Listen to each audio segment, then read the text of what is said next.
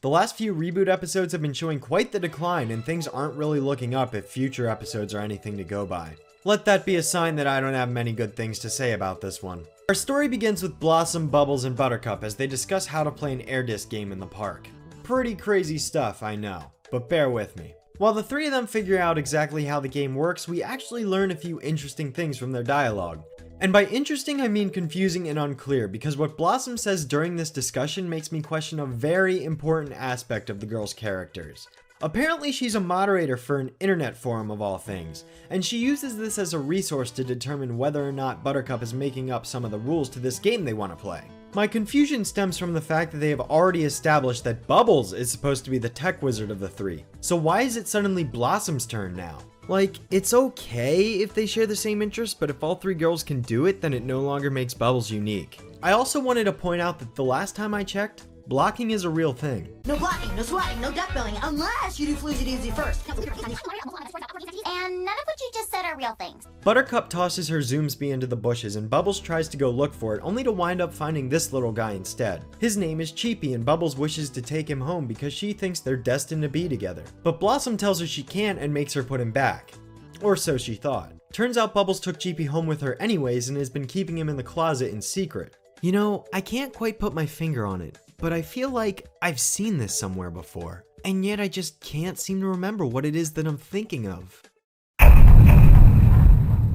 So I made waffles instead. Oh, sorry I'm late. When Bubbles joins her sisters at the table for dinner, she does a very poor job of keeping her secret hidden from them. Blossom gets a message from one of her internet friends explaining that Cheepy is actually a Chinchillosaurus, which based on the name is meant to be a combination of a chinchilla and a Tyrannosaurus. Time for a biology lesson, kiddos, because today I'm going to teach you exactly why this thing right here could not possibly be related to a chinchilla in any way, shape, or form. I'll dismiss the dinosaur aspect because it is pretty apparent that this thing grows up to become a monster of sorts, so I'll let that half slide.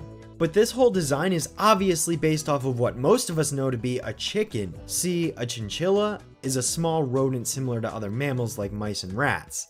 Does this thing look anything like a mouse to you?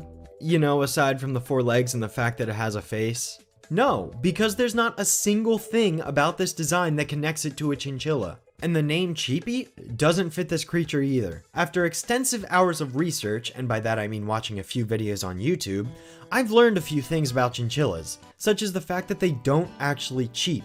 Do you want to know what sound a chinchilla makes? Again, I don't actually have any experience with a real live chinchilla, but I've sifted through about 30 different videos and not a single one had a cheep noise in it, so I'm pretty confident in where I stand. They could have just named it after what it's actually based off of, a chicken. I can't tell for certain if these are meant to be feathers or fur, but it's clearly white and has a red thing on its head similar to the comb of one, so why don't they just name this thing after a chicken or a rooster? Call it a cockzilla or something. I'm sorry. We also learn little details like the fact that once these creatures eat yams, they grow to become a much larger size, even larger than a person. I bet you'll never guess where this is going. Bubbles sees Cheepy rummaging through the fridge and manages to stop him before her sisters can see him, but they can obviously tell she's hiding him behind her back. Oh look, he ate something and grew to a humongous size. You know what else can do that? Bebo. Naturally, the three of them return to the park so that they can let Cheepy go back to his natural habitat. Next, we hear Bubbles ramble on for like 2 minutes straight about this random story that literally has nothing to do with anything. It's something about Cheepy getting caught by a dance gang and he steals some art and then gets arrested but escapes and jumps off a waterfall. Look, the point is, it's filler. 100% filler. Nothing happens here. The story has zero relation to any of the events taking place within the episode. It's completely unnecessary and was probably only included so that the show's staff could stall for time and meet the 11-minute requirement. There weren't even any jokes in it. You know what we could have seen during this time? Bubbles and the creature bonding with each other, forming a relationship, building a connection between the two, so that we actually felt something when they separated at the end of the episode. But more on that in a minute. Remember that time in the Bare Facts where Bubbles did something similar? Do you want to know why that worked? I'll tell you why that worked.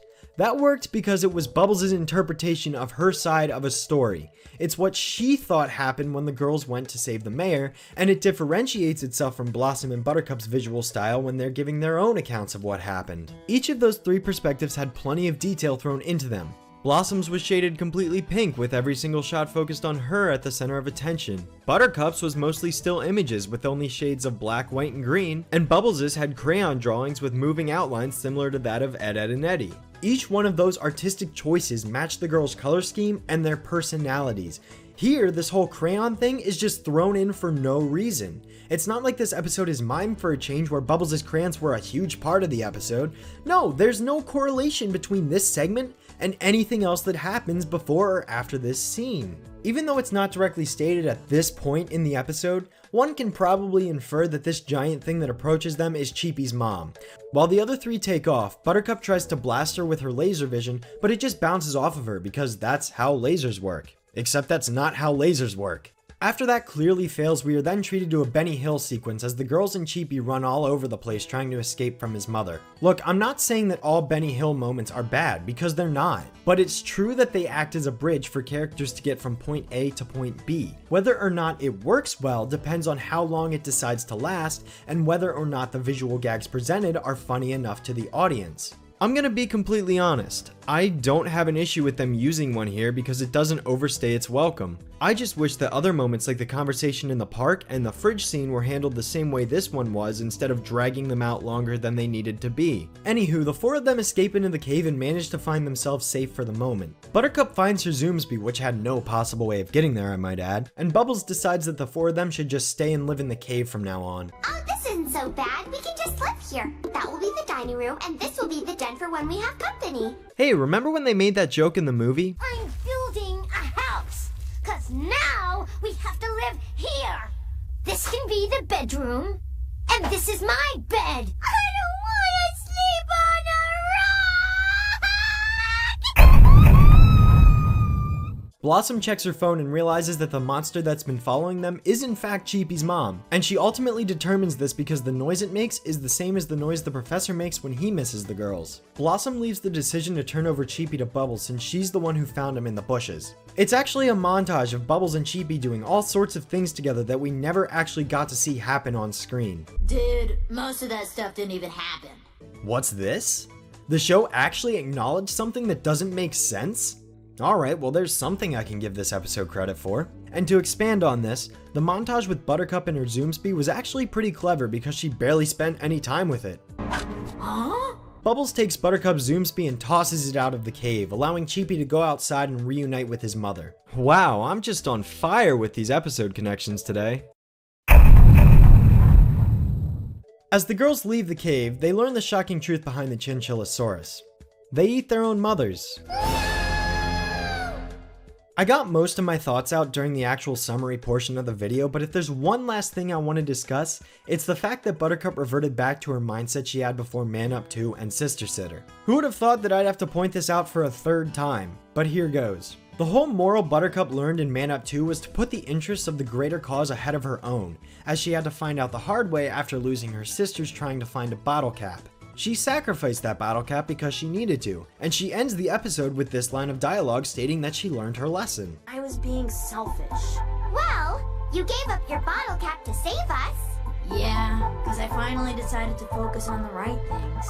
Then she proceeds to forget this in Sister Sitter when she put her own desires ahead of taking care of her sisters, thus causing them to mutate into giant hogs and destroy the city. After saving them, she learns once again that she shouldn't put her own interests ahead of the concerns of the ones she loves. Guess what Buttercup doesn't do in this episode? She's had to learn this lesson in the show twice already, but apparently both times weren't enough because she's back to her old selfish self. Character development? Yeah, right.